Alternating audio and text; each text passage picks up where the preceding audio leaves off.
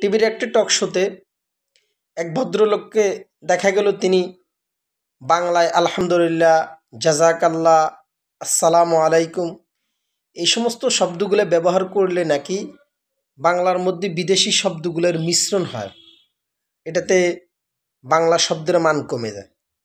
কিন্তু আশ্চর্যের বিষয় হচ্ছে, আমাদের যেই বাংলা গবেষণা করার জন্য যেই একাডেমিটা, সেটাকে আমরা বাংলা একাডেমি বলি।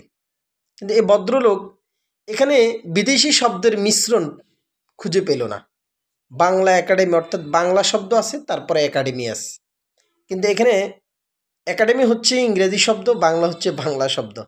তো এখানে বিদেশি শব্দের মিশ্রণ হয় না। শুধুমাত্র আপত্তিটা কোথায়? আরবি শব্দটা যদি বাংলায় শব্দে মিশ্রণ হয় তখন তাদের আপত্তি। আলহামদুলিল্লাহ, জাজাকাল্লাহ, আসসালামু আলাইকুম এগুলো তো আমাদের সংস্কৃত শব্দ, এগুলো আমাদের সংস্কৃতিরই একটা অংশ হয়ে গেছে। আমরা মুসলিম, আমাদের মুসলিম মূল্যবোধ, ধর্মীয় মূল্যবোধের একটা অংশ হচ্ছে এই সমস্ত শব্দগুলো। অতএব যারা এই সমস্ত শব্দের ব্যাপারে আপত্তি তোলে, এদের আসলে উদ্দেশ্য মহৎ নয়।